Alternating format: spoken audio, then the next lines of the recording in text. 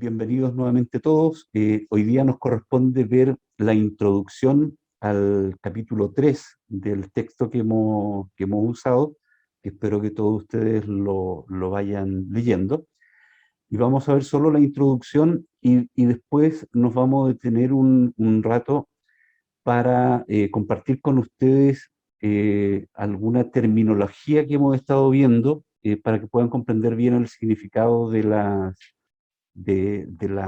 clases. Entonces, probablemente, ¿no es cierto?, hay algunos términos que son más bien filosóficos y se toman en el contexto de la filosofía que nos resultan complejos de entender o asimilar lo que se quiere transmitir con ellos. Así que Ricardo se va a tomar ahí un tiempo para ayudarnos a todos que podamos entender estos conceptos y podamos aprender mejor lo que estamos viendo.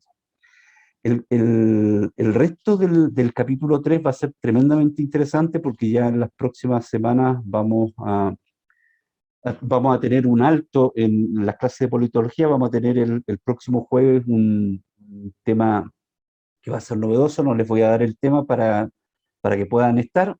Y desde el primer jueves de septiembre ya entramos en el tema de las culturas, ¿no es cierto?, antiguas, y vamos a ver las culturas mesopotámicas, las griegas, la judeocristiana, vamos a ver la cultura romana, etcétera, que es parte del proceso que tenemos que ir aprendiendo. Y también vamos a tener como invitado en estas clases al profesor Gonzalo Rojas, que nos va a hablar del marxismo. Así que también vamos a tener una clase del profesor Gonzalo Rojas en nuestro curso de politología. Habiendo dicho esto, le doy la más cordial bienvenida a Ricardo Ramírez y le cedo el micrófono para que nos pueda conducir en este capítulo 3. Hoy día yo me callo, no hablo nada. Acuérdense de que pueden hacer sus preguntas por el chat, hagan las preguntas sin temor, redáctenlas bien para que las podamos conversar al final de la intervención de Ricardo. Bienvenido, Ricardo, muchas gracias. Hola, gracias Oscar y muy buenas noches a todos. Em, sí, yo estoy un poco atrapado con el resumen del capítulo 3 porque traté de hacerlo lo más, traté de hacerlo, de hacer eh, de manera lo más sencilla posible, pero siento que aún está denso y extenso. Y entonces, yo creo que le voy a dar una vuelta más a ese trabajo porque si bien son las categorías del proceso de pensamiento, eh, hay varias palabras que están dentro de lo mismo que estamos ocupando ahí para los que le han dado una vuelta al texto, que se me repiten como posibles palabras complicadas de entender o eh, de asimilar dentro de todo el proceso. Entonces, si Oscar me permite, me gustaría partir por la segunda parte, que es Absolutamente. tratar de conversar de los términos que usamos Por para supuesto. poder estar de acuerdo y que todos estamos entendiendo, que todos estamos conversando más o menos lo mismo. Bien. Entonces, hemos hablado de varias cosas y a ver, voy a compartir.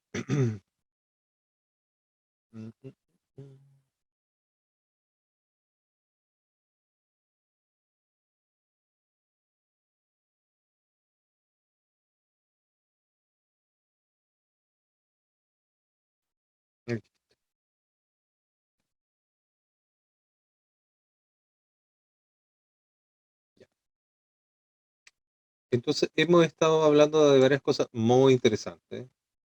Eh,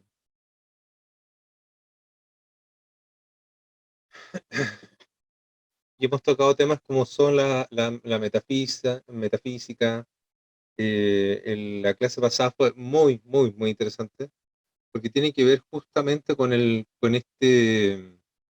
tema de cómo generar un relato que nos permita desarrollar un contradiscurso. Y en ese tema él habla, que fue el capítulo pasado, conversa de varias situaciones, pero una de las que apunta es en las categorías. Y transformando las categorías de pensamiento podemos transformar el comportamiento del ser humano. Eh, yo creo que entendieron eso, ¿cierto? Sí, ya. Entonces, eh, vamos a ver qué. Voy a compartir. Vamos a ver que, ¿no es cierto? Platón nos dice, a propósito de las palabras, los nombres de las cosas o de las ideas que nosotros estemos expresando son la expresión de la esencia de las cosas. Es decir, es cuando uno habla y entiende lo que está diciendo, es porque está hablando de la esencia de las cosas. Estas son cosas que decía él, ¿no? Están en el libro Platilo. El que conoce los nombres también conoce las cosas. Por lo tanto, es importante acercarnos a la correcta o a la mayor precisión, con mayor precisión a las palabras y al contenido que ellas significan. Y estuvimos hablando harto espacio, sí, fueron varios párrafos que estuvimos hablando de la metafísica y de la importancia que eso tenía. Entonces, nos vamos a ir acercando a algunos de los términos que creo que son útiles y son muy útiles, porque dentro de lo que hemos logrado percibir con este grupo de filósofos, de historiadores, de gente que nos acompaña en el trabajo de investigación y de difusión, es que una de las líneas para enfrentar el posmodernismo, el marxismo cultural, la deconstrucción, son todas cosas diferentes. Yo siempre les explico que son cosas diferentes, pero yo hago un paréntesis grande, lo trato de hacer gigante para resumirlo en una palabra simple, que se acerca a la idea general, aunque no lo es si uno entra en el detalle, son cosas diferentes, pero que a todos le da un poco de sentido cuando decimos marxismo. ¿Ya? Dentro de la estrategia de publicidad, eso también se suele ocupar mucho, porque uno no necesita caer en el detalle, si bien uno lo conoce, no es muy efectivo cuando uno está dando una batalla comunicacional, empezar a explicar las precisiones de cada cosa. Uno elige un gran texto que abarque todo y en eso uno se centra. Para eso, para esa situación en la que nosotros estamos, hablar de marxismo nos sirve para poder englobar todo este proceso, si bien sabemos que no estamos haciendo estirando este paréntesis, este marco, ¿no es cierto?, para poder meter un montón de elementos que son muchos de ellos diferentes dentro de sí, pero que simbolizan nuestro enemigo político al que del cual nos estamos resistiendo, defendiendo de su ataque. Entonces, tenemos que tratar de comprender bien las palabras. Una de las primeras que vamos a mirar y que me gustaría que la comentáramos un poco es metafísica. ¿Ya? Em, la metafísica,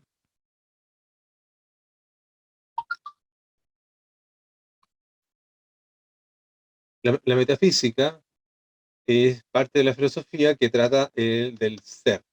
¿No? Entonces, em, ya, para mí suena bien, pero me resulta la pregunta si es que entienden lo que es el ser. Si lo entienden bien o más o menos, entonces parte de la filosofía que trata del ser, de sus principios, de sus propiedades y de sus causas primeras. ¿Ya? Entonces, es importante porque en el fondo está hablando de lo primero. ¿Se acuerda que comentamos, ya no recuerdo si fue acá o en la clase anterior, que hablamos de que metafísica se refería en griego a lo que está más allá o detrás de los libros de filosofía, perdón, de física. Entonces, cuando se trataba de hablar de estos libros que había escrito Aristóteles, se, se hablaba de, ¿no es cierto?, de aquello que está más allá. ¿Ah? Era un Andrónico de Rodas, en la biblioteca de Rodas, era un peripatético, este tipo de filósofos que filosofaban caminando.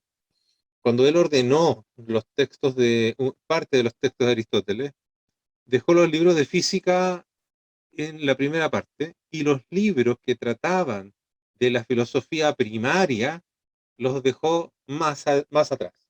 Entonces, cuando preguntaban por los libros de filosofía primaria, eh, él decía lo que está más allá de la física, lo que está atrás de la física.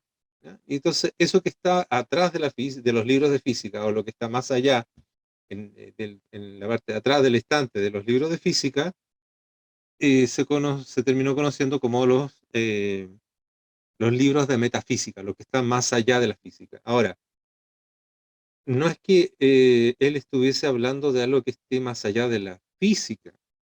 Estos libros están relacionados con la filosofía primaria, con lo básico, con lo que está, de lo primero de lo que uno tiene que comenzar a hablar para poder entender de qué está hablando y de qué cosas son las cosas que uno está hablando.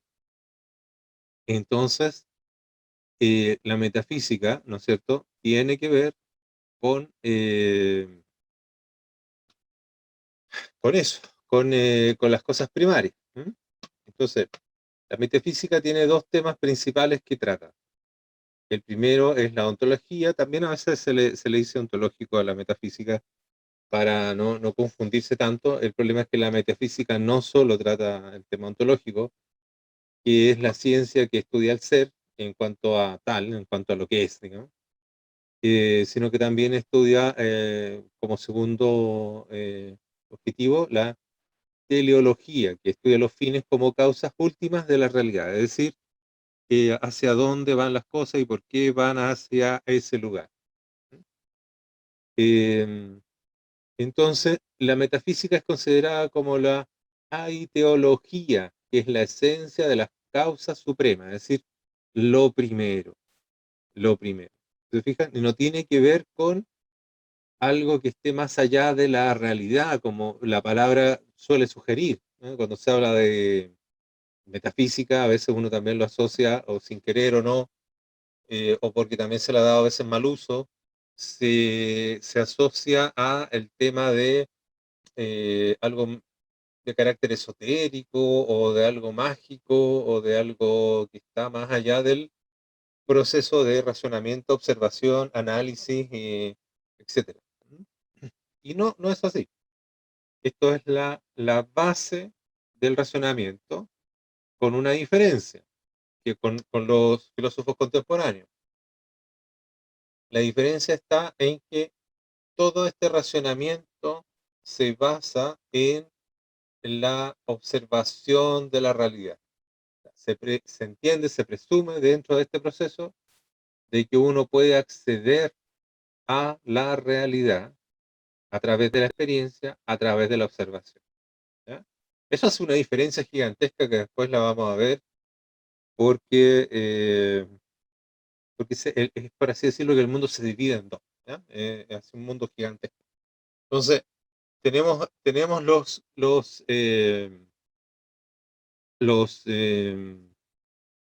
la capacidad de acceder a la realidad con nuestros sentidos, ¿ya?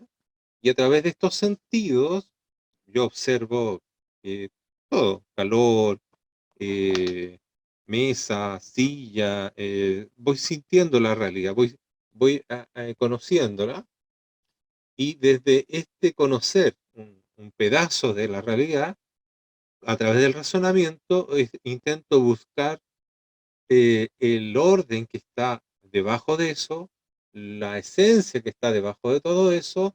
Entonces, desde lo particular, desde lo pequeño, desde la realidad cotidiana, intento acceder a algo superior que es como una verdad universal.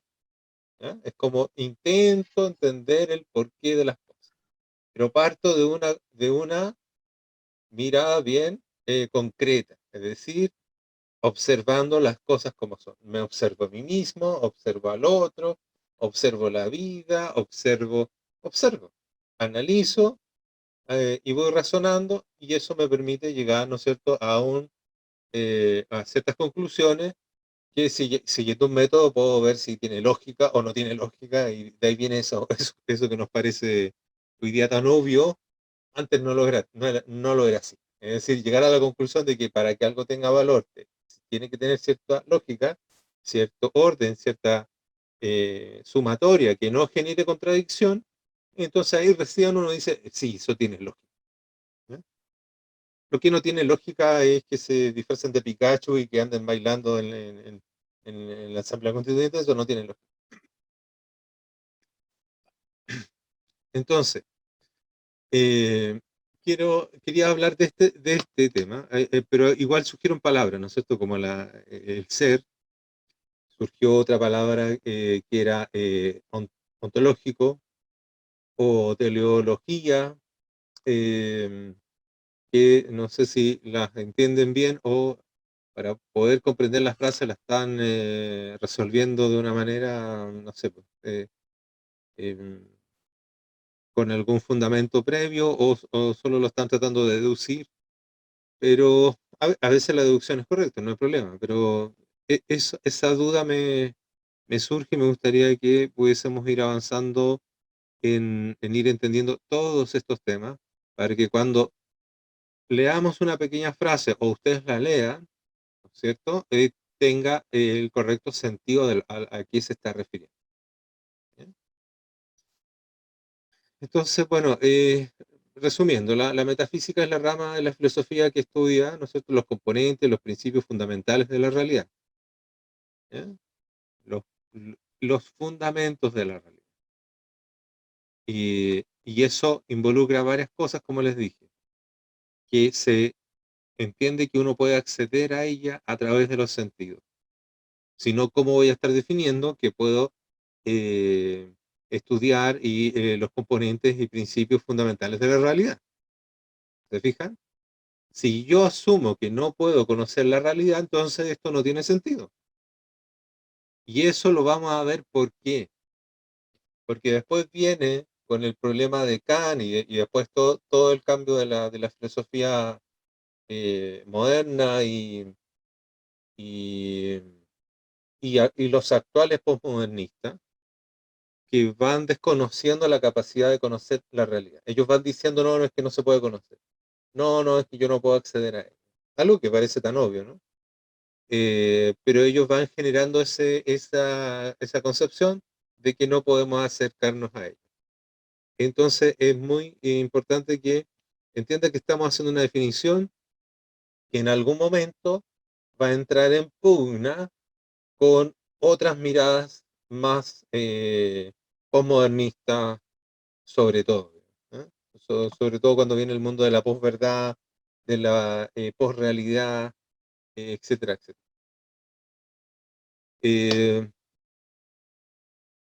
Voy a leer otro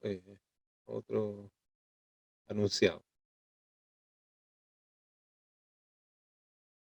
Dice, esto incluye la clarificación e investigación de algunas de las nociones fundamentales con las que entendemos el mundo, ¿eh?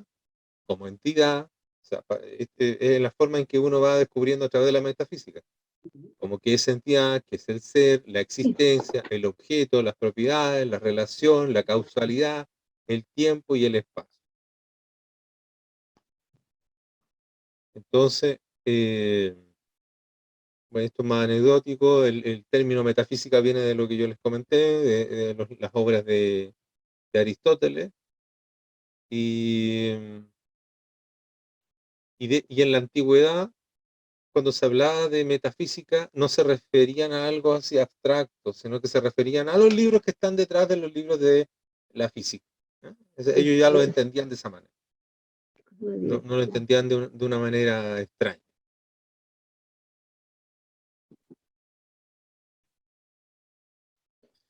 Ya, entonces, Antes de pasar a la siguiente palabra, voy a ver si hay algunos comentarios.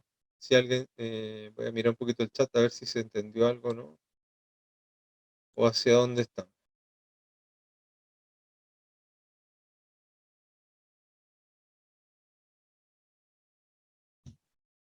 Ya, tenemos un problema con el ser. ¿Eh? Vamos a mirar el ser entonces. Eh, un ejemplo de ontológico es, se refiere como al ser de las cosas. A ver, ejemplo, Francisca es Francisca.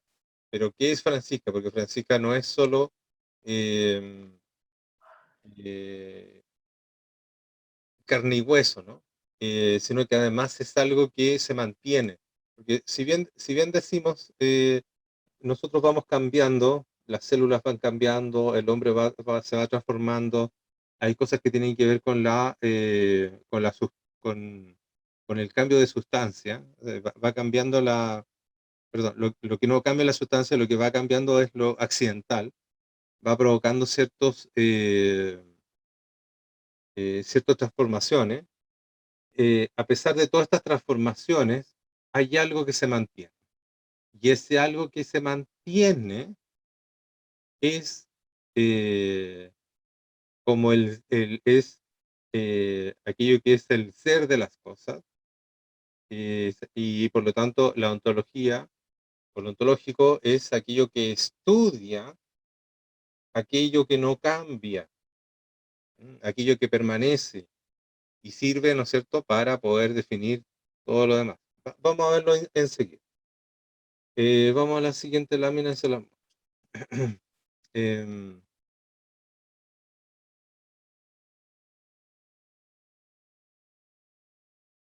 ya, primero tengo esta, la de Schopenhauer logró en algún momento, ¿cierto? Llegó a definir que el ser humano es un animal metafísico. Así de importante es el- así de importante es que la percepción, la comprensión y el entendimiento de la palabra metafísica. ¿Ya? Metafísica aquí ya transformada en un concepto, ¿no? No en la etimología de la palabra, sino que eh, lo que para hoy día nosotros hoy representa esto. Y es muy importante, vuelvo a decir, porque Schopenhauer, con esta definición, ya está en oposición a todo el mundo subjetivo, relativista, idealista. Bueno, va cayendo en una especie de... eh, está en una oposición. Y eso es interesante porque él es contemporáneo. Entonces, él está diciendo no, está creando una mirada diferente. Bueno, esa es parte de la historia. Eh, Sigamos con la lámina que viene.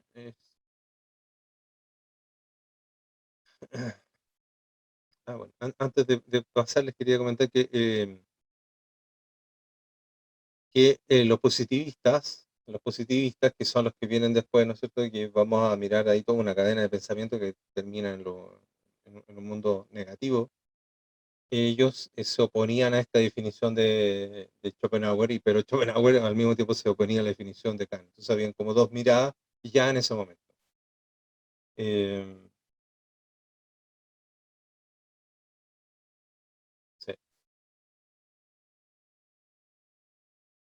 ya. Y una de las principales cosas que hace, ¿no es cierto?, la metafísica es preguntarse qué es ser, qué es lo que hay, por qué hay algo y no hay más bien nada. O sea, por qué las cosas son lo que son, por qué estoy en este mundo, aunque parece más existencialista eso, pero eso tiene que ver con el propósito de la metafísica.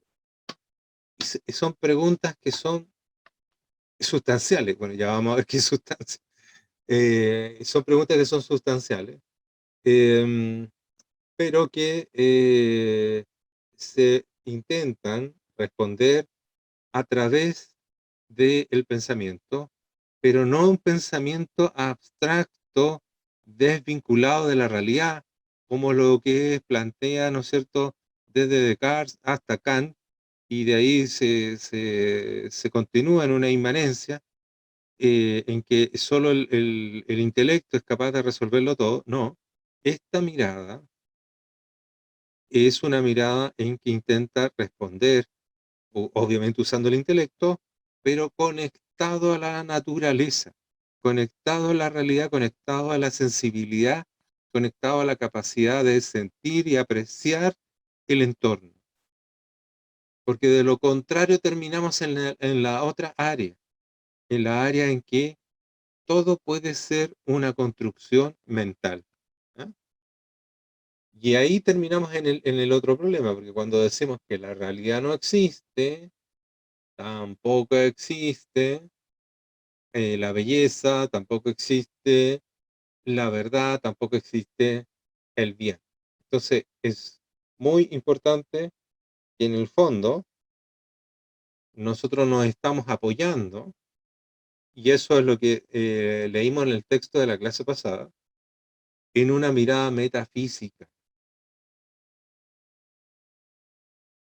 Ya, aquí hay una de las palabras eh, que me gustaría que trabajáramos. Algunas. ¿No? Tenemos la palabra ser, tenemos la palabra esencia. Esto es divertido porque esto lo vamos a ver muchas veces en muchas partes de los textos que vamos a estar estudiando, ¿ya? Del que vamos a estar leyendo, el libro que estamos leyendo y otros que vamos a leer también. Ser, esencia, sustancia, causa primera, potencia, acto, el ente, lo trascendental, la existencia, cognoscitivo, categoría, ontológico. Todas estas palabras son recurrentes porque nos sirven para ir explicando la misma mirada filosófica que tratamos de explicar. Entonces, para poder explicarla nos tenemos que apoyar en ciertas palabras y estas palabras son como las que nos van a ir apareciendo constantemente. Eh, a ver, toda, eh, toda mirada antes entre comillas, la modernidad, ¿no es cierto?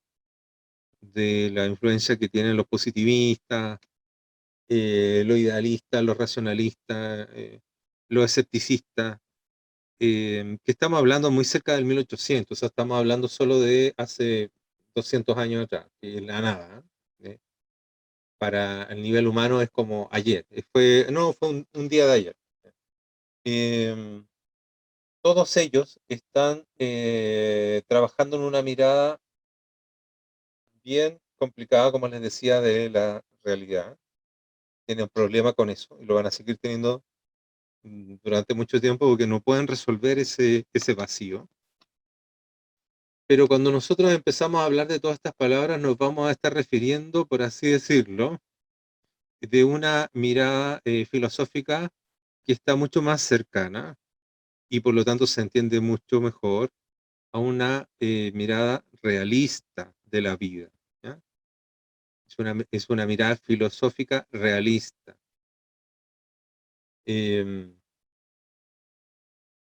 Uno dice, pero ¿qué tiene que ver eso si todo, yo siento la realidad? Bueno, la diferencia está en que hay varias, pero una que les puede servir para poder acercarse a una comprensión mejor es que la realidad eh, es independiente de nuestro entendimiento.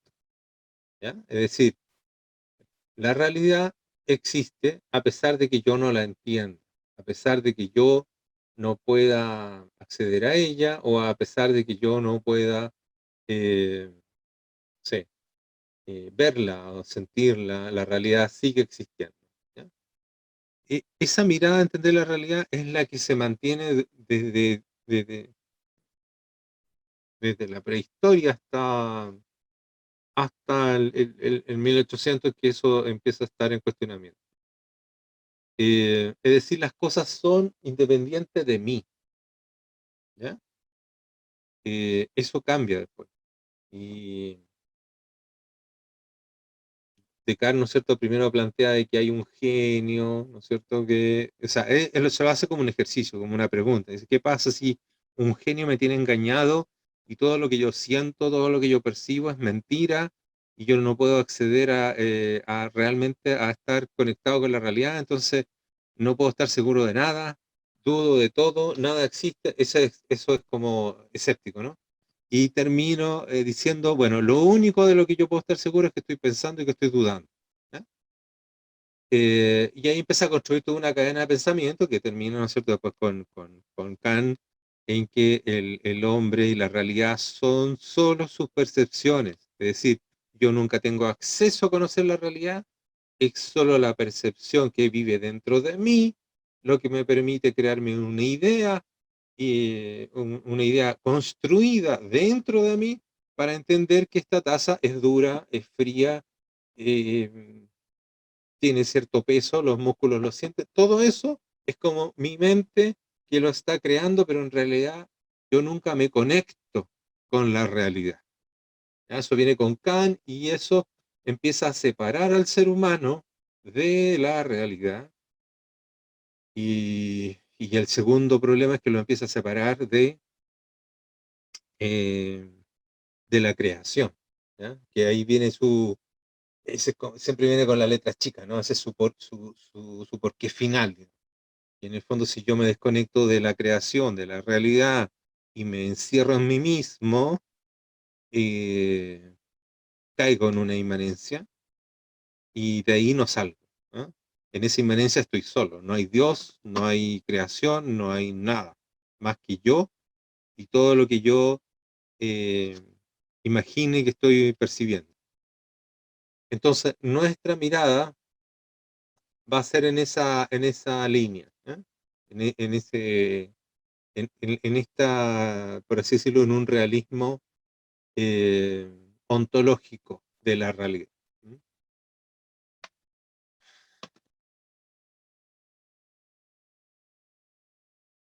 Les voy a explicar un poquito más de esto.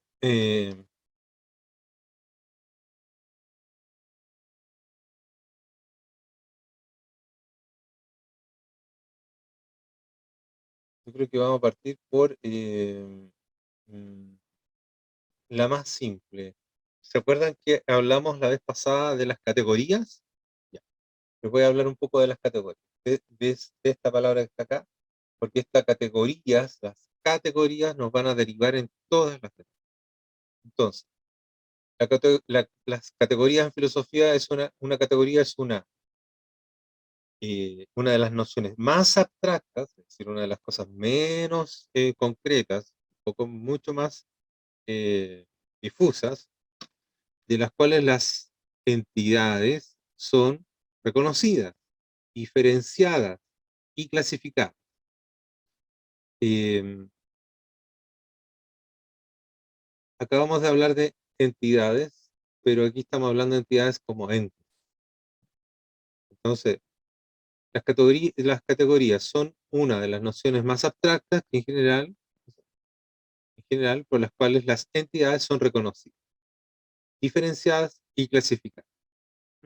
Si alguien intuyó que categoría era como clasificar, estaba perfecto. Pero ¿qué cosa en relación a las entidades eh, y su comportamiento, su cualidad? Y ahí viene toda la clasificación, ¿no? Mediante las categorías se pretende una clasificación jerárquica de las entidades del mundo. Entidades muy parecidas y con características comunes formarán una categoría. Y a su vez, varias categorías con características afines formarán una categoría superior. Estamos hablando de que las categorías en el fondo van a ir haciendo una jerarquía por cosas que se parecen a nivel pequeño, por cosas que se parecen, a nivel grande, y empiezo a ordenar. ¿Ya? Las categorías permiten al hombre llegar a conocer el mundo que lo rodea, pues el proceso de cognición, ahí estamos hablando de la capacidad de sentir, de percibir la realidad, se fijan que esta definición se explica solo si yo estoy parado en un mundo de una realidad posible.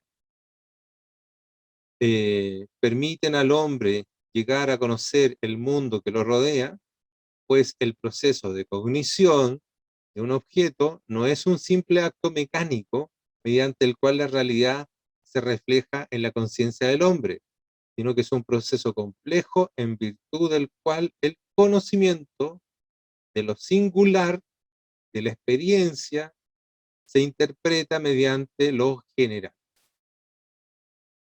En el fondo, yo puedo acceder a la realidad y puedo intentar conocerla, pero me valgo de las categorías para poder conocerla mejor, o para poder comprenderla mejor, o para poder acercarme a ella mejor. Las categorías me permiten hacer ese ejercicio, porque el entender el mundo, el acercarme al mundo, no es un proceso mecánico, es algo que se da en forma sí, automática. ¿No? Se requiere de un esfuerzo, ese esfuerzo tiene que ver, o parte de ese esfuerzo tiene que ver con este trabajo de eh, conectarse a través de jerarquías, de entender lo grande, las cosas singulares con las cosas que son masivas. ¿Ya? Por ejemplo, si yo digo una mesa es, ¿ya? Y ahí estoy hablando del ser de la mesa es eh, un soporte horizontal en el cual puedo apoyar objetos y que se sustenta en cuatro patas, ¿no? O cuatro pilares verticales que van hasta el suelo. Estoy tratando de decir lo que es una mesa y no estoy hablando de mi mesa, la que tengo aquí al lado, pero ustedes inmediatamente están tratando de comprender qué es una mesa y su mente genera una categoría, ¿no es cierto?, de forma, de espacio, eh, de utilidad, de para qué sirve. Se generan un montón de categorías en relación a esa idea. Y esa idea es la expresión de lo que es una mesa. En ese sentido, cuando hablamos de categoría, nos sirve para poder comprender el mundo.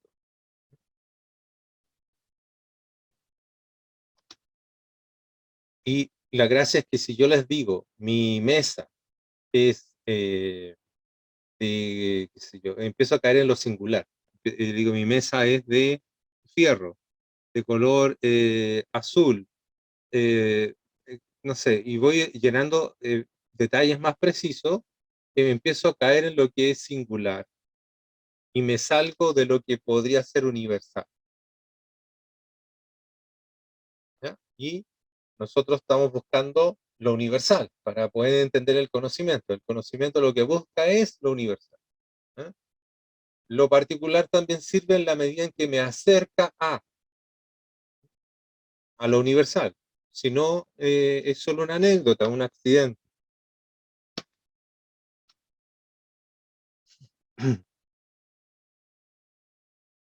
Uno de los rasgos más esenciales del pensamiento abstracto consiste en la formación de conceptos en categorías. Por ejemplo, eh, sustancia. Aquí le estoy nombrando una categoría. Sustancia en el sentido, y sustancia se refiere a, y ahí lo vamos a ver, ¿no es cierto?, a esencia y a ser. ¿No? Son muy similares, pueden ser sinónimos, tienen sus diferencias, pero para que lo vayan entendiendo. Sustancia, porque también vamos a usar esta palabra varias veces, entonces, sustancia tiene que ver con qué es. Esa es una categoría. que uno lo hace cuando uno piensa o cuando uno reflexiona con algo. ¿Qué es esto? Sustancia. Cantidad. ¿Cuánto hay de esto? Hay uno, hay dos, hay nada, etcétera. Cualidad. La cualidad es cómo es. Es bueno, es agradable, es alto, es chico, eso también es categoría. Entonces ya vamos en tres, ¿no? Sustancia, cantidad, cualidad, relación. ¿Qué relación tiene? ¿Esto se relaciona con qué cosa? Lugar. ¿En dónde está? ¿Está arriba, está abajo, está en el espacio, está en la tierra, está, etcétera? Eh, tiempo. ¿De cuándo es? ¿En qué tiempo se originó? ¿Existe ahora? ¿Existirá mañana? ¿Cuánto tiempo va a durar? ¿De qué tiempo es? Eh, esa es otra categoría. Eh, la situación, el estado, la posición, es decir, en qué postura o forma está. ¿Está bien, está mal, está deformado, mantiene su forma o no tiene su forma? La condición, hábito o posesión. ¿Qué haces? ¿Qué haces? ¿No? Esa es como su acción. Y su pasión. ¿A qué se somete? ¿A qué se deja someter eh, a nivel ya más emocional? Entonces nombré eh, todas estas categorías. La categoría de sustancia, la categoría de cantidad, la categoría de cualidad, la categoría de relación, la categoría de lugar, la categoría de tiempo, la categoría de situación, la categoría de condición y la categoría de pasión.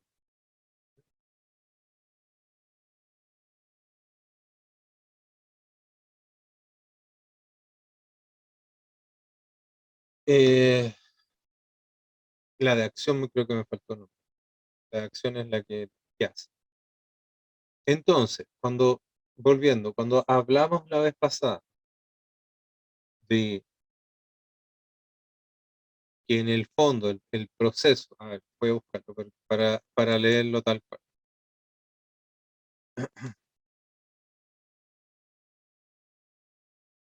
Voy a buscarlo, lo encuentro.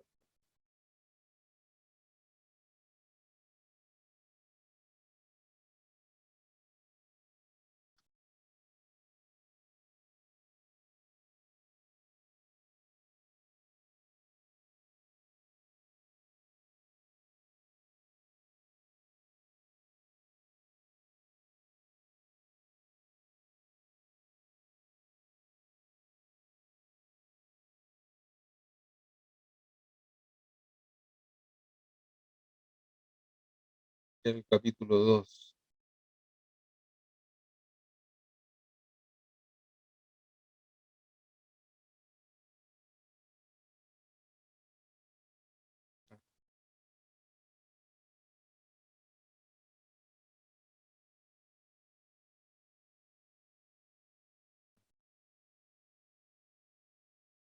Ya, si ustedes se acuerdan que hablamos del capítulo 2,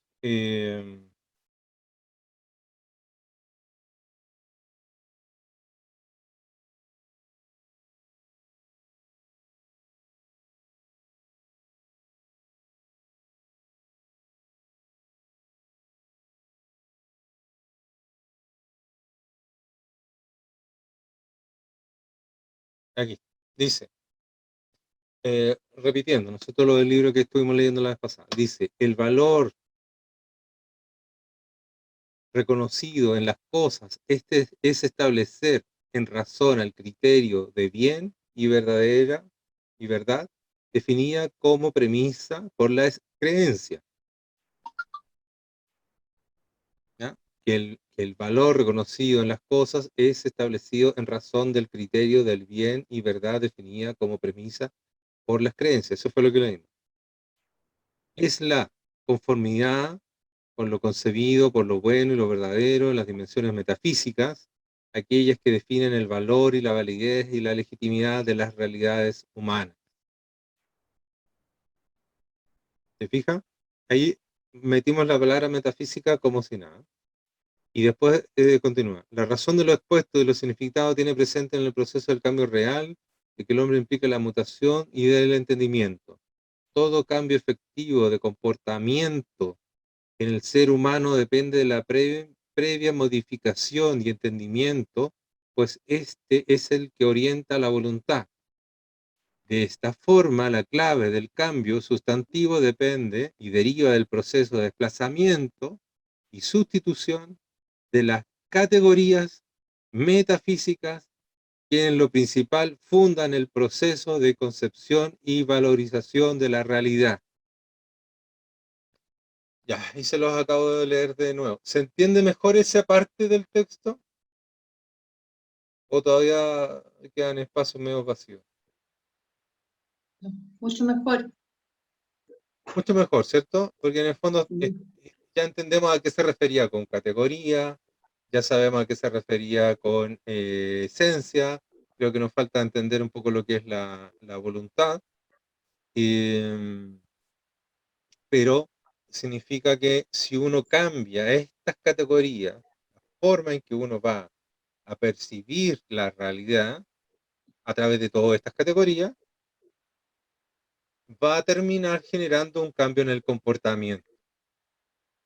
Por eso que era muy importante entender o acercarse a entender esto, cada vez se entiende mejor, ¿eh? No es una cosa de que uno en un rato lo entendió al tiro.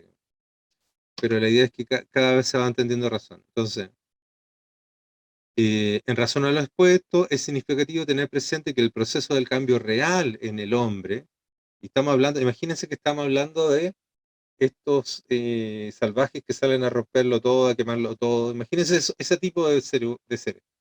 ¿No?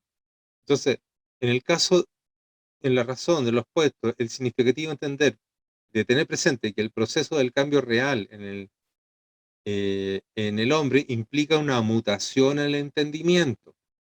Todo cambio efectivo de comportamiento en el ser humano depende de la previa modificación del entendimiento, pues este es lo que reorienta la voluntad. De esta forma, la clave del cambio sustantivo depende y deriva del proceso de desplazamiento de sustitución de las categorías metafísicas, que en lo principal fundan el proceso de concepción de valoración de la realidad. Por lo tanto, la acción destinada a producir un cambio en el hombre solo es efectiva en tanto produzca el desplazamiento y sustitución de las categorías que informan y constituyen el proceso de valoración de la realidad. ¿Ya? ¿Se entiende lo que la vez pasada dijimos? En el fondo era, si estas categorías, ¿no es cierto? Que hablamos de todas ellas, de sustancia, cantidad, cualidad, relación, lugar, tiempo, situación, condición, acción, pasión, todas ellas sufren algún cambio en el entendimiento, ¿no? Y que nos permita tener una percepción nueva de la realidad, eso va a determinar un cambio en el comportamiento de los seres humanos. Entonces, si estas personas salen a la calle a romperlo todo, a destruirlo todo, ¿qué página me preguntan? Mira, en lo que leímos ayer fue, o sea, la vez pasada, fue Página justo el comienzo del 49, Ricardo. capítulo. ¿Ah? Página 49. Página Al final de 49. la 49. Ya, súper, porque ya lo cerré. Ya lo cerré y no sé dónde lo dejé. Sí. Es el Eh, capítulo 2 que es cortito, pero al final de la página 49 está el párrafo que tú leíste. Perfecto. Entonces, imaginen que estas personas que lo destruyen todo, ellos sufrieron un proceso de cambio de sus categorías de percepción de la realidad. ¿Se entiende?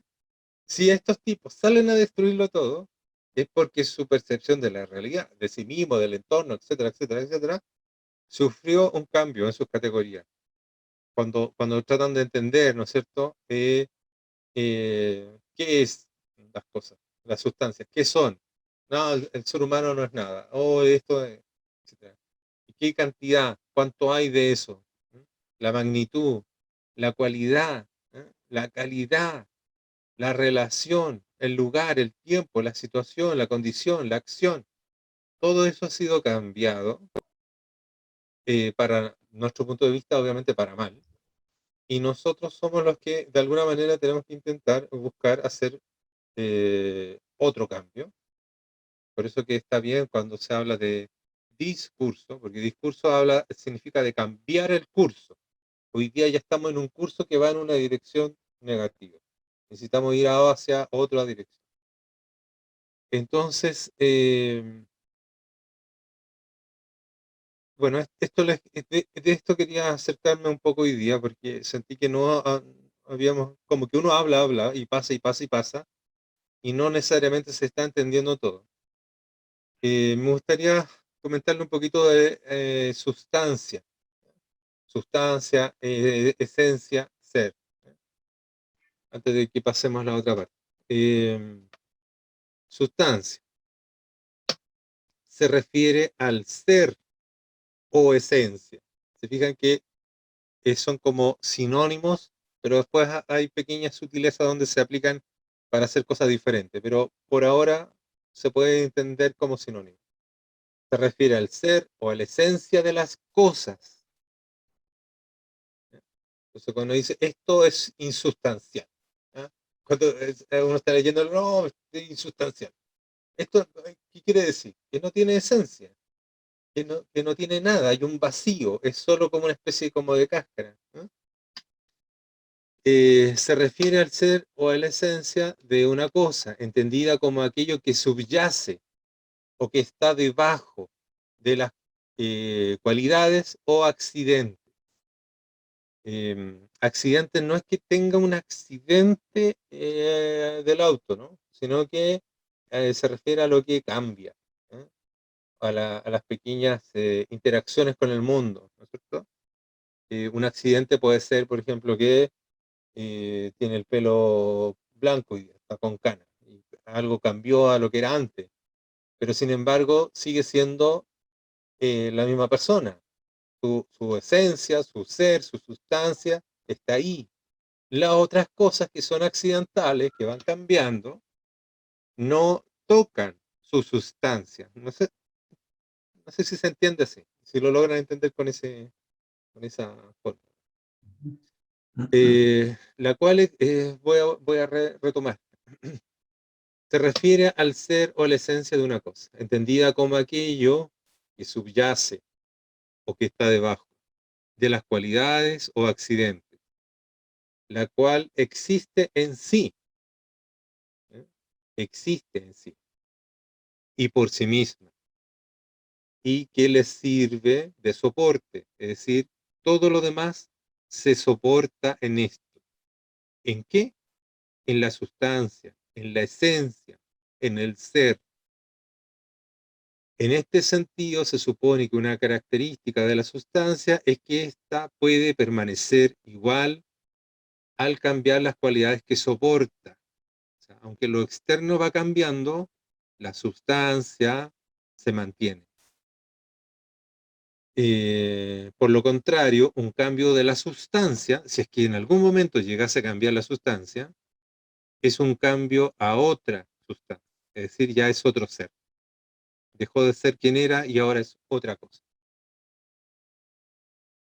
¿Ya? Esto fue usado por muchos filósofos durante toda la antigüedad, durante toda la era antigua, hasta como ya les decía, hasta la modernidad. Eh, Todos los filósofos lo usaron, ¿no es cierto? es análogo a los conceptos de ser. ¿Eh? En la teología cristiana también se usó y es análogo a esencia divina. ¿Eh? Ellos le dan esa connotación porque está dentro del mundo de la teología, ¿no? Del mundo de la filosofía.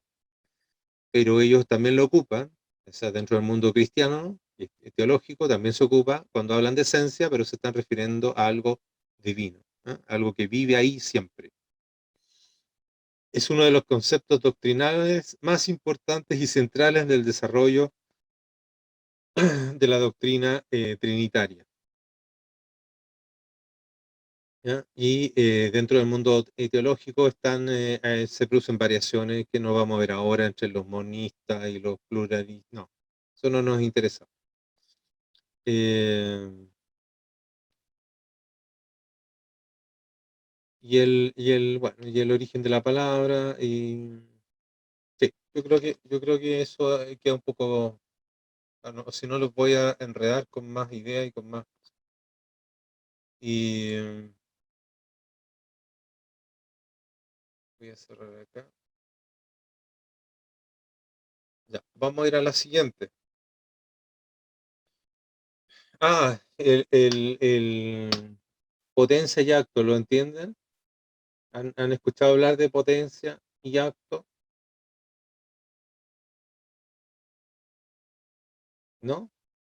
Prefiero que lo explique Ricardo. Eh, ya, potencia se refiere a cuando las cosas, esto es un ejemplo, es muy práctico y cuando yo lo entendí me hizo mucho bien. La potencia de una madera, ¿ya? Una madera está en potencia. ¿Por qué? O sea, la madera es madera en sí misma, ya es algo, ¿no? Pero antes fue árbol. Primero fue un árbol. Era el árbol y tenía la capacidad de transformarse en madera, ¿no? Pero aunque ya dejó de ser esa esencia del árbol, ahora se transformó en madera. Vamos a partir de la madera como un algo que está en potencia.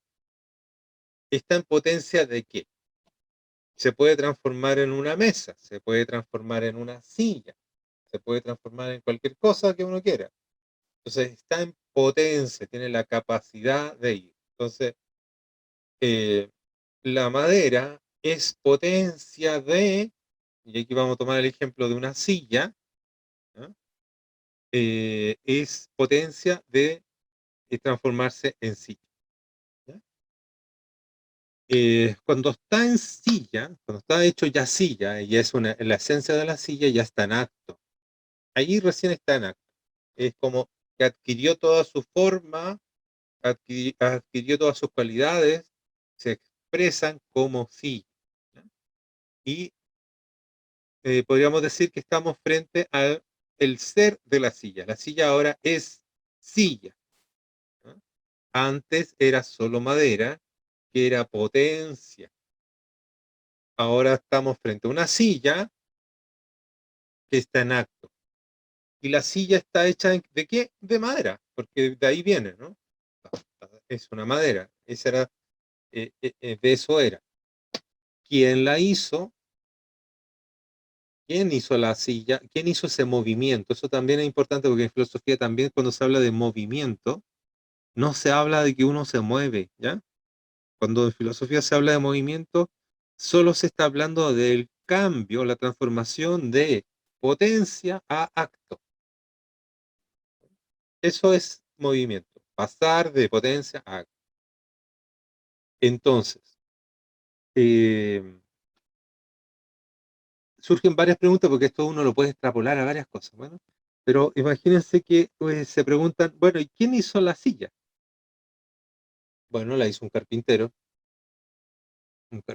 X, y el carpintero lo pensó, lo imaginó, lo diseñó, lo cortó y lo fabricó. ¿Ah? Entonces, ¿quién hizo que algo que estaba en potencia, que solo era madera, se transformara en silla? El carpintero. Entonces, el carpintero ahora fue el que hizo pasar algo que estaba en potencia a acto. Entonces, uno mira la silla, ¿ya? Yo me paro frente a la silla, digo, ¿qué es esto? Fíjense la pregunta, ¿qué es? Y acuérdense de las categorías.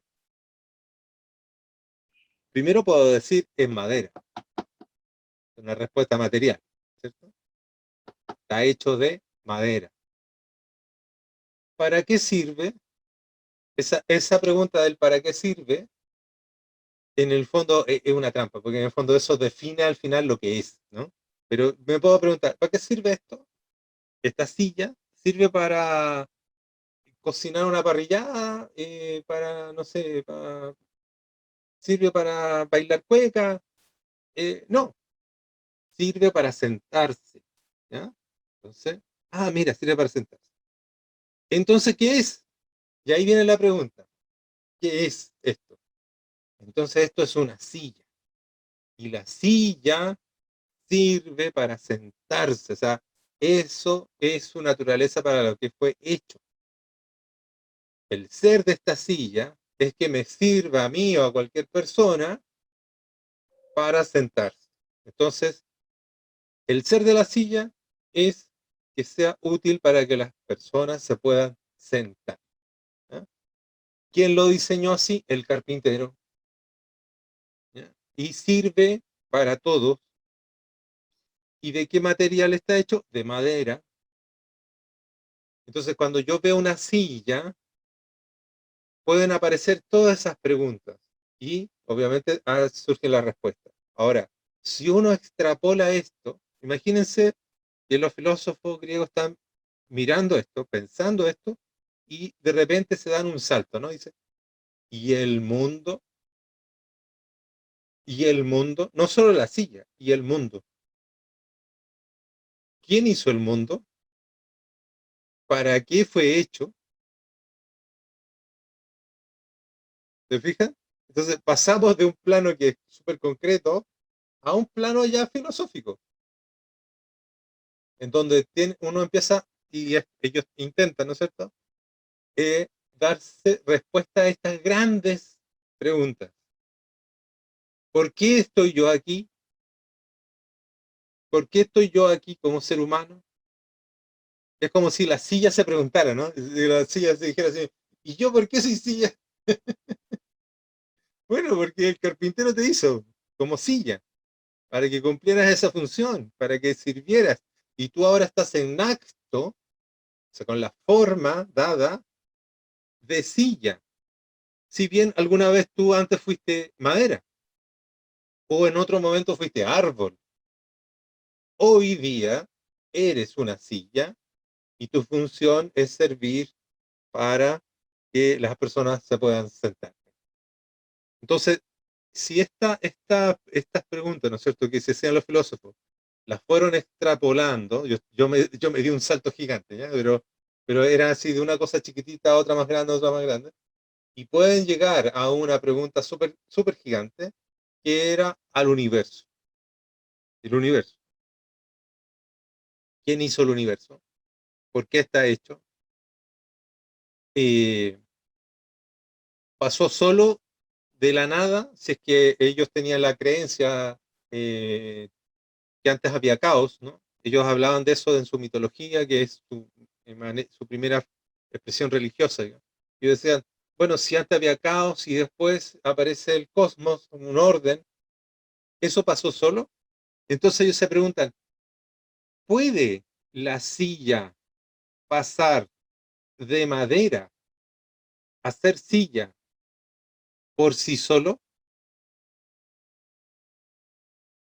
¿Me fijas? ¿Puede pasar la madera a ser silla solo? ¿O tiene que haber alguien que la haga pasar, o algo, o una fuerza, o lo que sea, que la haga pasar, que haga ese movimiento de la transformación entre potencia y acto? Entonces, si el filósofo dice, chuta, diablos, ¿ya?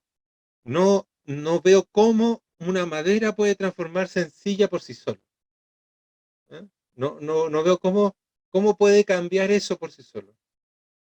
Porque el árbol sigue siendo árbol, aunque tenga sus transformaciones, nunca deja de ser árbol. Tiene transformaciones que ya dijimos eran accidentales. Que no se refiere a que tuvo un accidente de auto, no, sino transformaciones, ¿eh? Del exterior como un ser humano, ¿no es cierto? Que va cambiando, va envejeciendo, etcétera.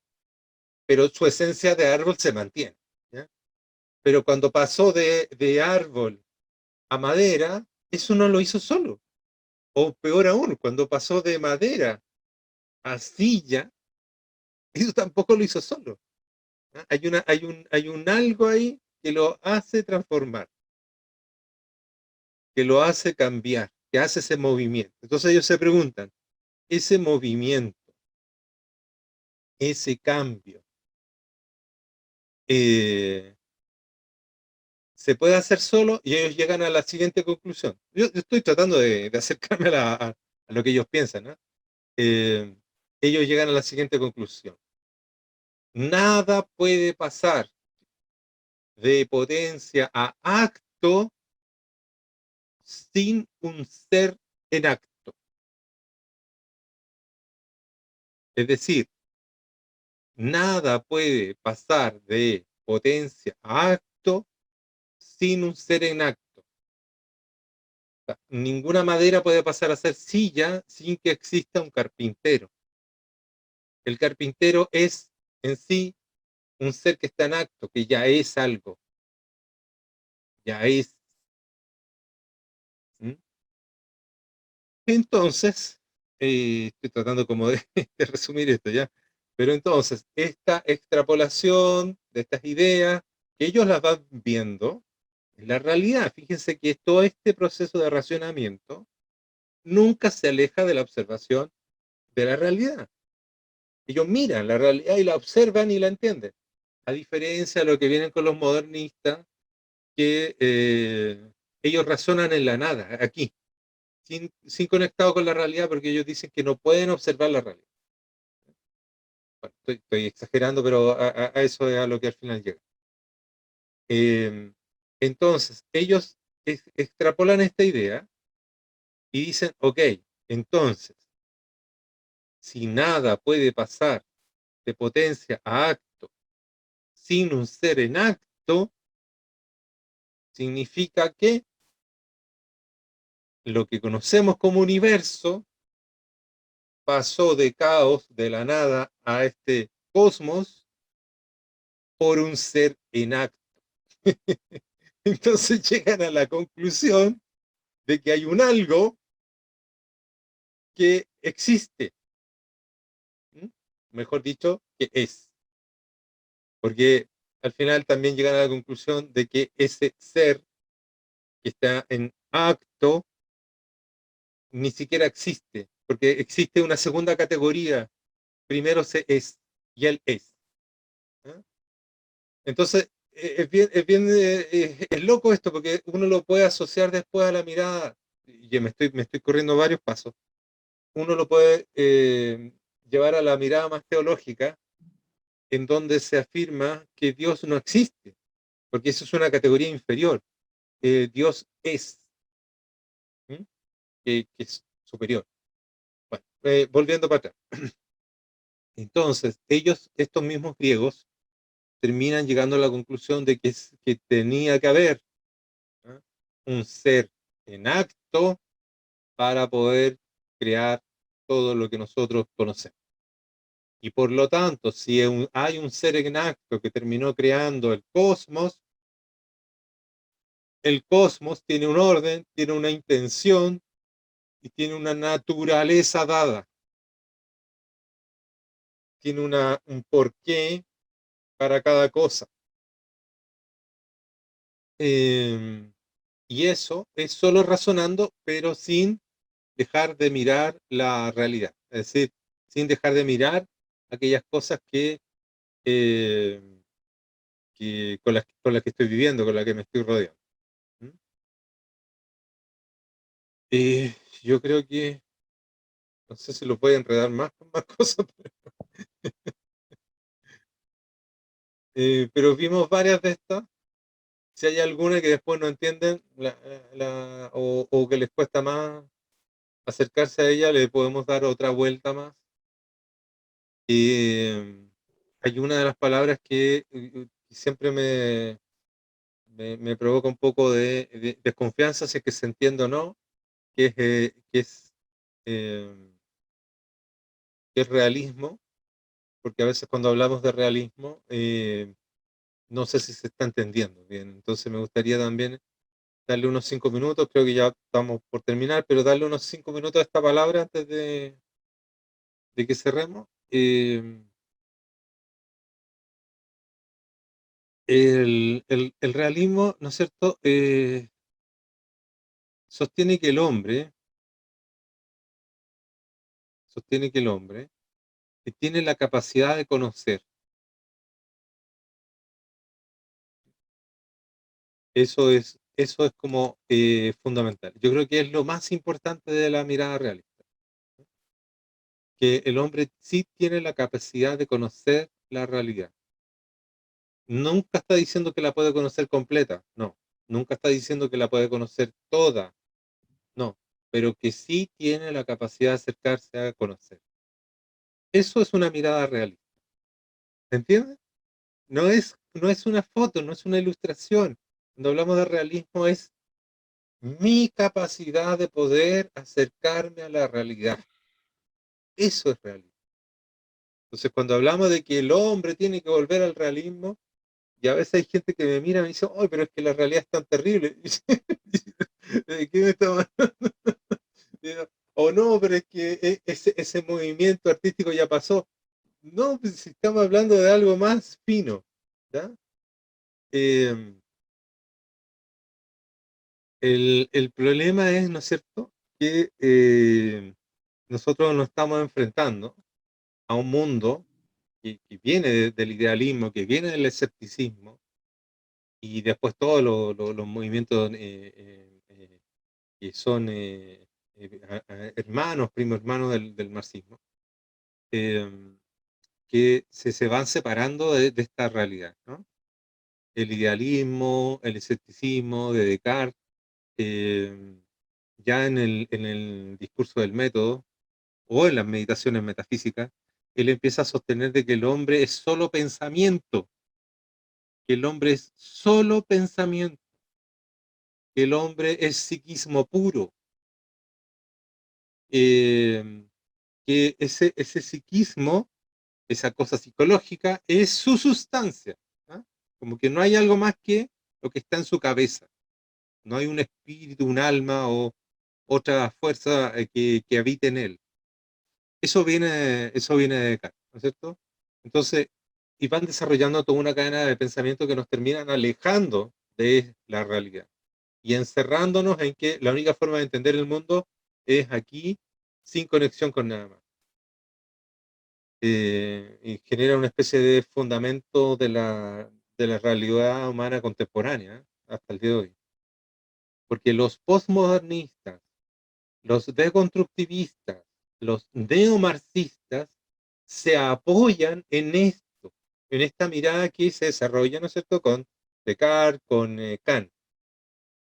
Y por eso que es interesante entender qué hacen ellos, que al final terminan, ¿no es cierto?, generando toda una estructura que para nosotros hoy día resulta ser negativa. Eh, no todas las cosas son malas que hicieron, pero yo también ahí exagero un poco solo para darle un poco de intención al discurso, pero hay una manera de recuperar el realismo y sin abandonar todas las cosas buenas que ellos también aportaron. ¿Ya? Pero necesitamos tener intención de querer recuperar esa realidad.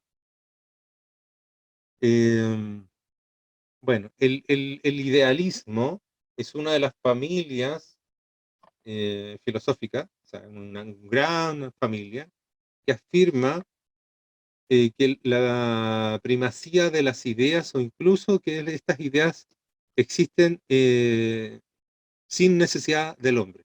Ellos dicen, no, si la idea es lo más importante, el razonamiento es el más importante, el hombre no es más que la expresión de la idea. Y afirman que la realidad eh, que podemos conocer es fundamentalmente un constructo de la mente o de lo inmaterial. ¿Se acuerda cuando yo les decía que los realistas, perdón, los postmodernistas decían que la realidad no era conocible, que no existía o que en el fondo ellos la crean? ¿Ah? Entonces la realidad es lo que yo se me venga en gana, que bueno, aquí está. De esto es lo que estamos hablando. Y se afirma la supremacía de las ideas, ¿eh? Y afirman que la realidad que podemos conocer es fundamentalmente un constructo de la mente eh, o de algo inmaterial, ¿ya? Entonces es una especie de escepticismo constante, pero que encierra al hombre en, eh, en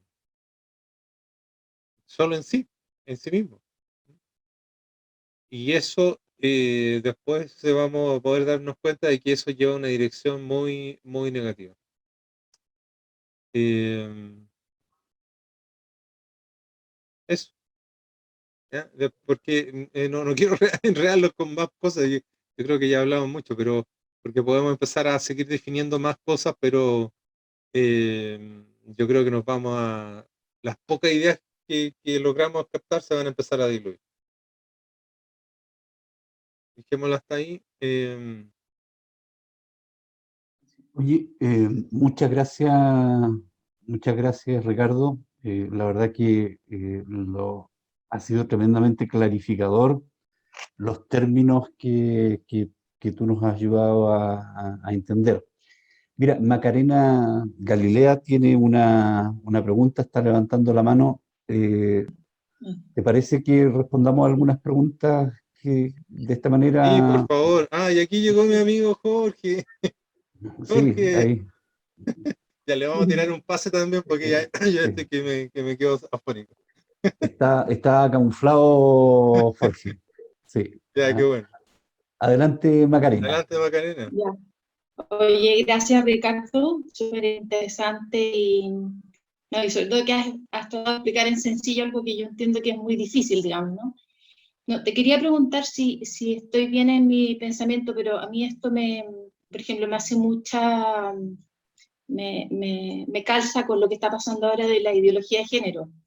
Sí, Yo entiendo que puede haber que hay gente que es homosexual de cuna, ya, son casos pocos, pareciera ser, pero esta cosa de me siento mujer en un cuerpo, no, hombre en un cuerpo mujer, mujer en un cuerpo hombre, ya sé, eh, es como la desconexión, no les importa a ellos la sexualidad biológica, sino que es lo que ellos sienten, digamos. Como yo me siento es lo que es a la larga, ¿no? Esto es un poco esto lo que tú estás explicando, ¿no? claro, la idea moderna, las ideas actuales, ¿no es cierto?, se apoyan en los movimientos postmodernistas, principalmente en Sartre, que ellos dicen que el hombre no tiene esencia. El Sartre dice Mm. eso, lo afirma, ¿no es cierto? Que el hombre no tiene esencia.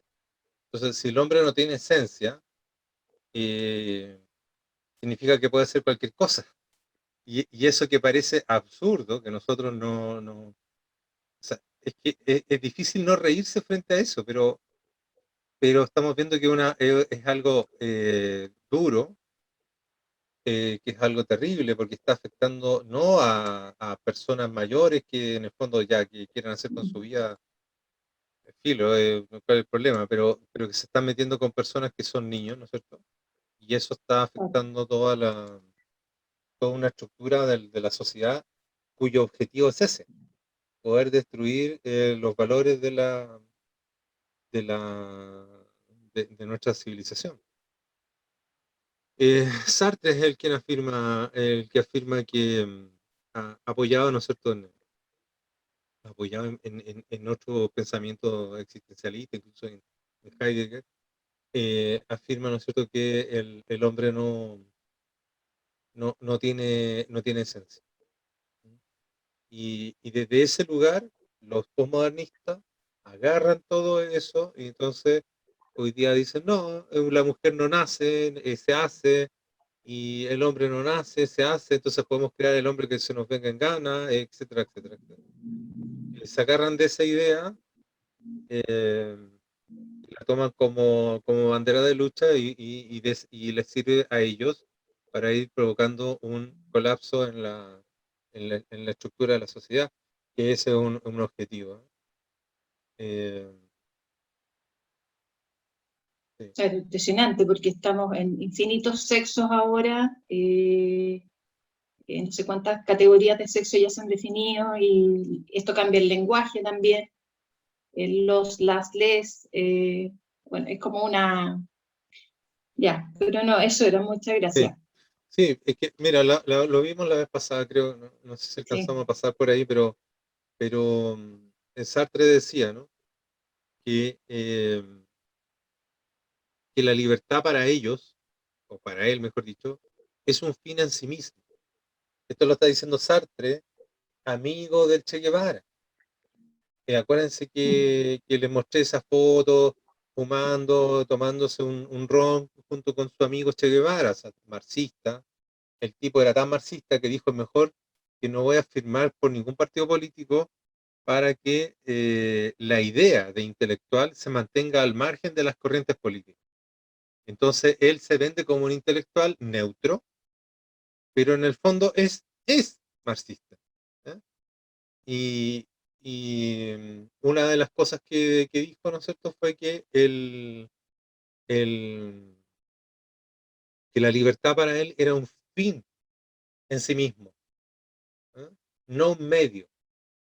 En su libro El ser y la nada, él dice, el hombre es una libertad sin esencia.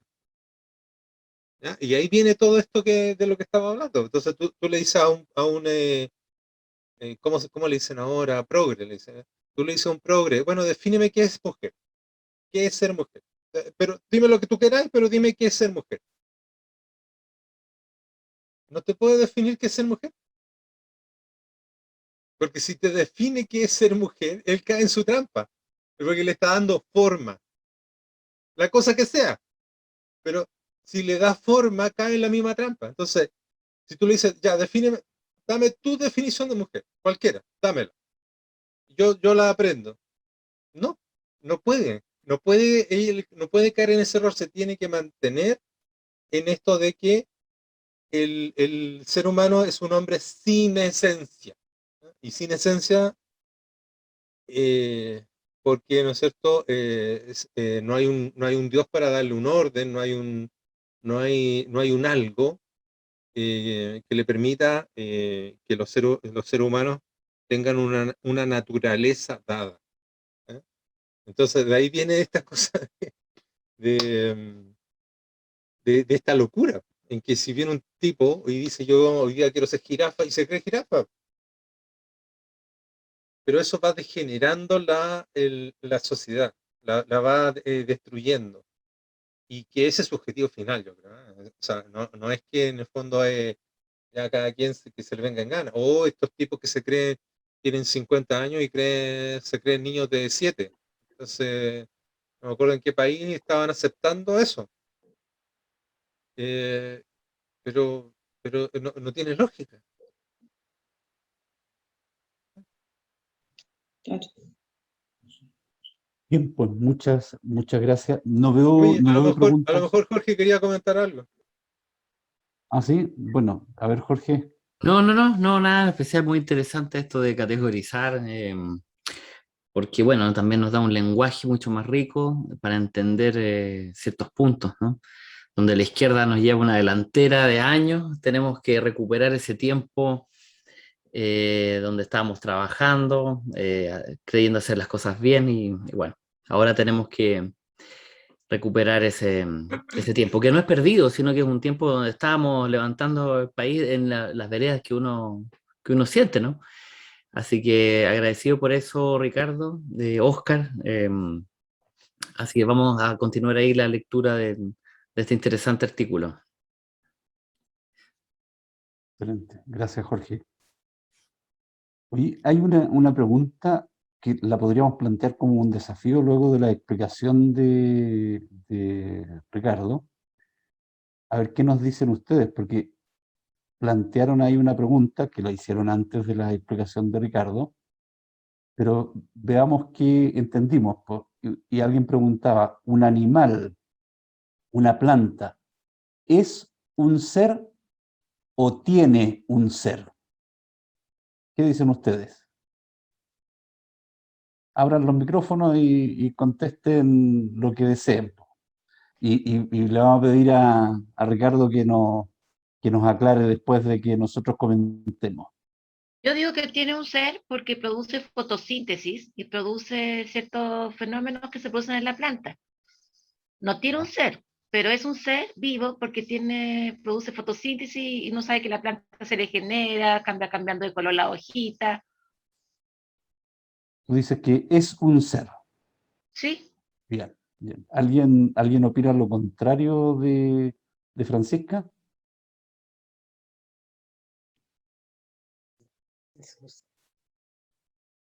Don Ricardo, dirima usted. Sí, son dos corrientes filosóficas. La que deriva, la que termina diciendo que el ser humano no tiene esencia, que no tiene ser, eh, es la misma corriente filosófica en que separa al ser del cuerpo, lo separa. Una mirada realista es una sola cosa, están unidos. Yo tengo una conexión con mi cuerpo y soy parte de mi cuerpo, soy eso al mismo tiempo, no solo soy una cosa separada, porque Kant trata de hablar de que el ser, para el ser de Kant es solo su mente, solo su psiqui, como lo dijimos antes.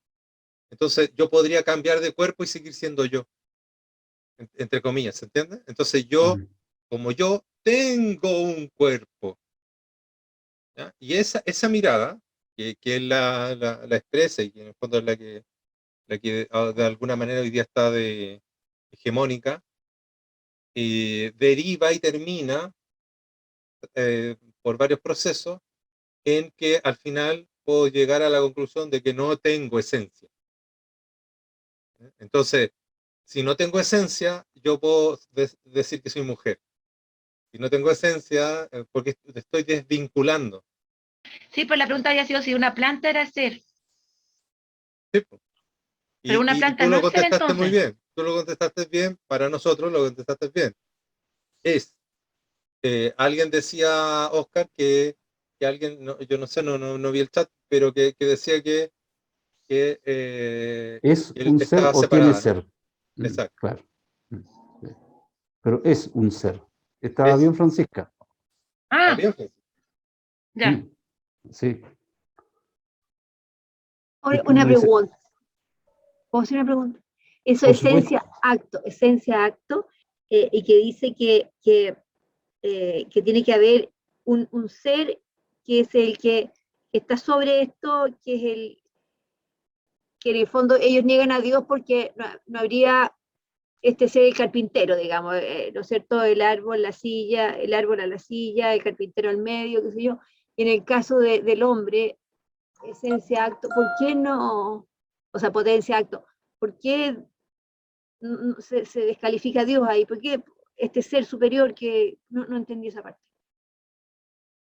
¿Se entiende lo que no entendí? Sí.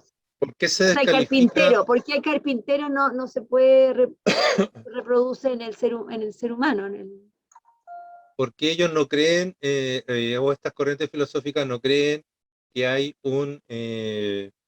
que hay un ser superior que está en acto que permita hacer el traspaso, ¿no es cierto? Esa es la pregunta, ¿no?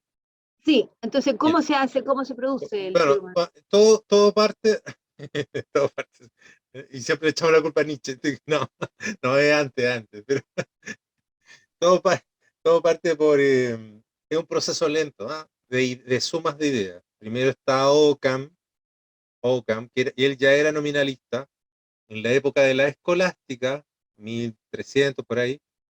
eh, Había una pelea entre tres fuerzas de pensadores, y estaban, ¿no es cierto?, los realistas, que eran los clásicos. Ya definimos realista, ¿te acuerdas? No es realismo, ya. Estaban los realistas, estaban los nominalistas y estaban los conceptualistas. En la misma agrupación, la escolástica. Entre ellos se estaban peleando, discutiendo por ideas diferentes. Occam se oponía a lo que planteaba Tomás de Aquino, que era realista. Tomás de Aquino era realista, al igual que Aristóteles y todos los griegos para atrás. Entonces, Occam se oponía a Tomás de Aquino. Él trataba de imponer su idea nominalista, que en el fondo va encerrando al hombre en fuera, desconectado de la realidad. Esas ideas se mantienen ahí durante un tiempo, después las toma Spinoza, ¿no? Y después las toma Descartes, y Descartes genera una idea muy, muy extraña que dice que todo lo que nosotros percibimos de la naturaleza, de nosotros mismos, de los demás, etcétera, etcétera, etcétera, todo, y así él lo plantea como un ejercicio, podría ser un engaño de un genio malvado, Ya, y queda todas las dudas. claro. Entonces él dice, y si todo esto es un engaño, que podría hacerlo, bueno, primero tendría que demostrarlo, eso nunca lo hizo, ¿no? Él simplemente lo presume, pero él nunca demuestra de que estamos engañados. Entonces él dice, y si estábamos engañados y todo esto es una mentira, de lo único que es cierto para él, de lo único que es cierto es que yo estoy pensando, estoy razonando, estoy dudando. ¿Mm? Ya, que todo es duda. Entonces ahí empieza a dejar afuera todo esto, porque todo esto del acto y de la potencia y el acto parte de una observación realista. Significa que yo puedo mirar la realidad, conocerla la realidad, acercarme a la realidad, aprender de la realidad, de la creación de la naturaleza. Entonces, cuando él niega eso, separa al hombre de la creación y separa al hombre de Dios. Ya. Ricardo, hay una pregunta de Lola, pero antes te quería preguntar que la frase esa que tú dijiste, que nada puede pasar de potencia a acto sin un ser en acto, ¿de quién es? ¿O es tuya? Bueno, Aristóteles la toma, pero es Ya, antes que él. ¿Sí? ya, Viene ok. de antes. Pero eso explica perfectamente que existe la creación, ¿no es cierto? Y depende de la creencia que cada uno de nosotros tenga en un Dios superior, ha creado, que es un ser que está en acto, ha creado todo lo que tenemos, Sí, pues lo que los conocemos. griegos llegan a esa conclusión. Claro. Y estamos hablando que llegan a esa conclusión 500, 600 años antes de Cristo. Solos, razonando. Y no le dicen Dios o Dios Jesús, no, es simplemente que hay algo, ¿no es cierto? Hay un algo, tampoco lo definen si es una sola cosa. Igual hablan del uno, al final terminan hablando del uno, porque el uno termina siendo, ay, que nos vamos a meter en una cuestión más compleja, pero dejémoslo ahí, después no. Déjalo hasta ahí, sí, está bien. Sí. Oye, y Pero démosle ellos a... hablan del uno como que es superior de todos los trascendentales. Está más allá que la belleza, que la verdad y el bien, de las que a mí siempre me gusta hablar, está el uno. El Pero principio. dejémoslo ahí como en... Perfecto. Y esa era la Oye, forma que ellos tenían de explicarse las cosas. Entonces, cuando el cristianismo aparece, la fusión con la mirada filosófica de la filosofía griega se da de una manera muy fluida, muy natural, porque coinciden en muchos elementos. Entonces, no había que destruir una cosa a la otra. Al contrario, todo el trabajo de Tomás de Aquino, este gran filósofo, eh, casi la mayor parte de su trabajo está en relación con lo que hizo Aristóteles. Y Aristóteles no era cristiano, Tomás de Aquino sí, un sacerdote. oye, dejemos a Lola que nos haga la última pregunta y cerramos, ¿les parece?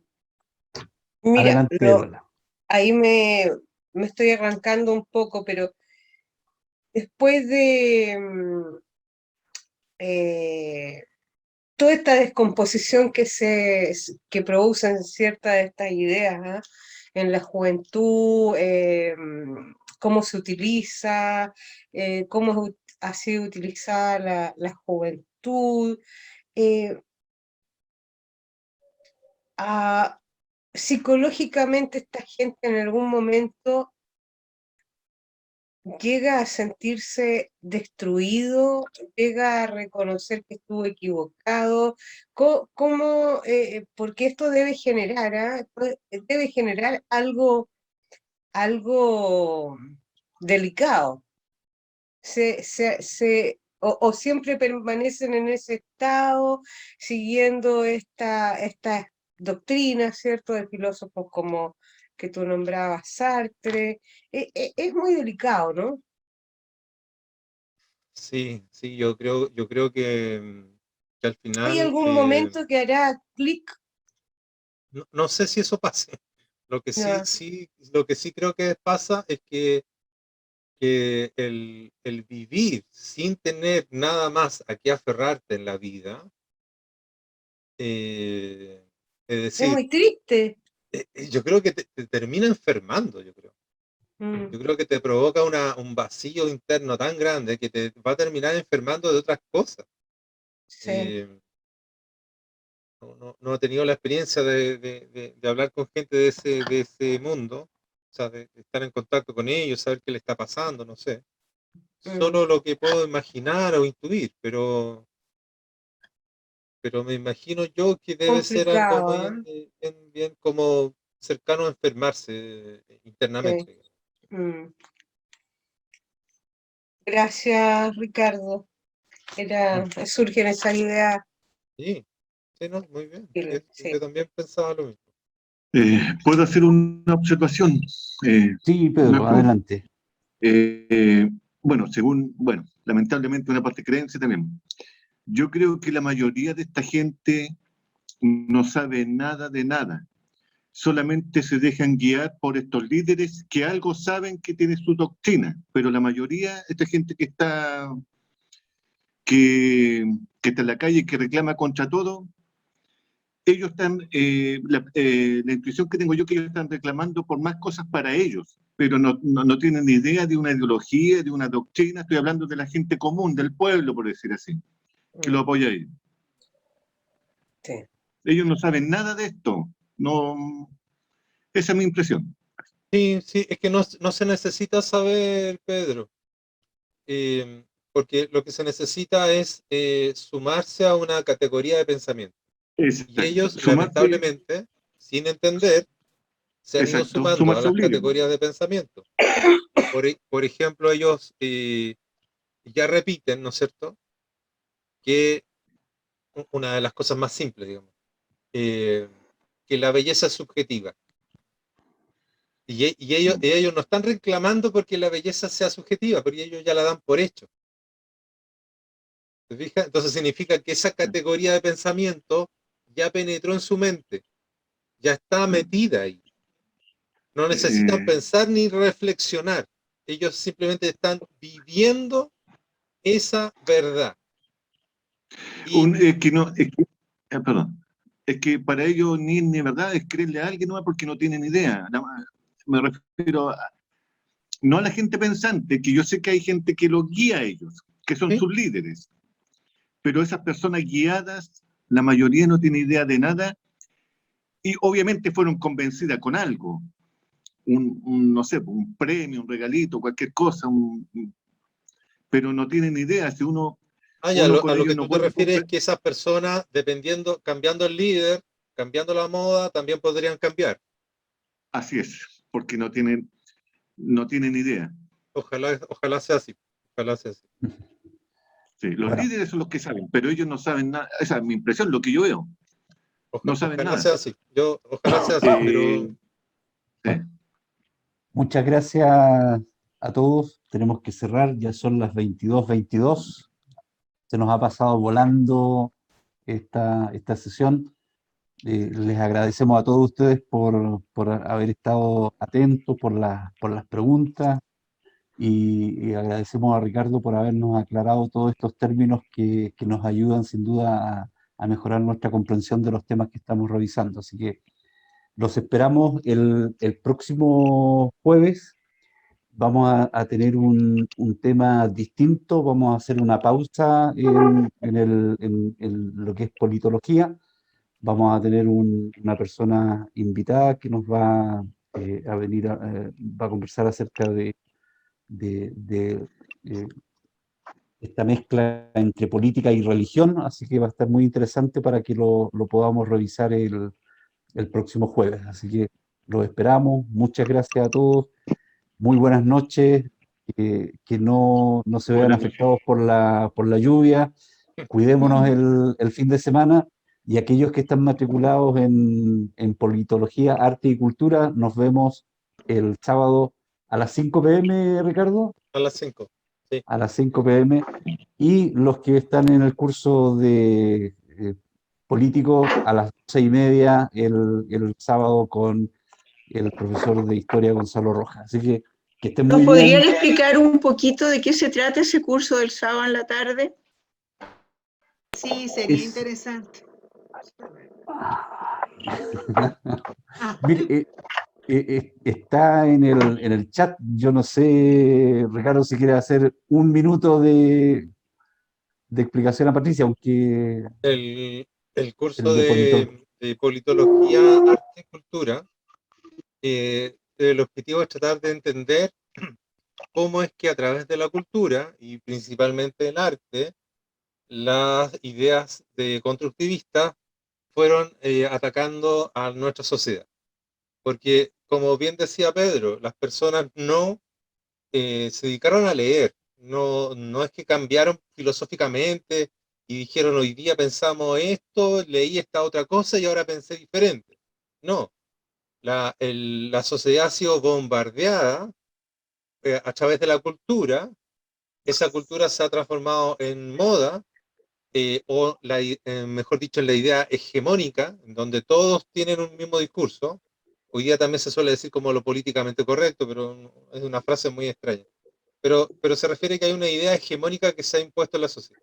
Entonces, tratar de entender de dónde viene eso, qué es lo que se ha impuesto, tanto desde el punto de vista de la politología, tanto desde el punto de vista del arte, que es una de las formas de masificar todas estas ideas muy rápido en la sociedad, y del punto de vista de la historia y del punto de vista de la teología.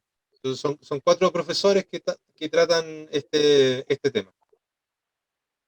Eso es. ¿Qué duración va a tener? Este es un curso introductorio, son 10 clases y vamos en la Sábado en las quinta. 5 y las 6. Vamos en la mitad ya. Pero es un curso introductorio. Después en octubre viene uno que es más grande, que se profundiza mucho más en cada uno de los detalles. Bien, pues. Muchas gracias a todos. Gracias. Muy buenas Gracias. noches. Que estén bien. Que descansen. Nos vemos. Muy bien Chao, todos. chao. Chao, Gracias, chao. Oscar. Nos vemos. Chao, Jorge. Gracias, Ricardo. Gracias. Chao. Adiós. Buenas que estén bien. noches, gracias Oscar, gracias Ricardo. Adiós, Saludos a todos. Muchas Gracias, gracias. gracias Oscar, gracias a todos. Muy bien. Chao. Muy bien, Mari Carmen. Chao, Francisca. Chao, Oscar. Chao a Chao, todos. chao. María Chao. Paz, que estés bien. Hasta luego, Galvarino, gusto de saludarlo, que esté muy bien. cuídese. Igualmente, Que le vaya Galvarino, bien. igualmente. Muy interesante la clase. Qué bueno que les gustó. Sí. Ya, un saludo. Ya, chao. Igualmente, Galvarino, que esté muy bien. Cuídense mucho.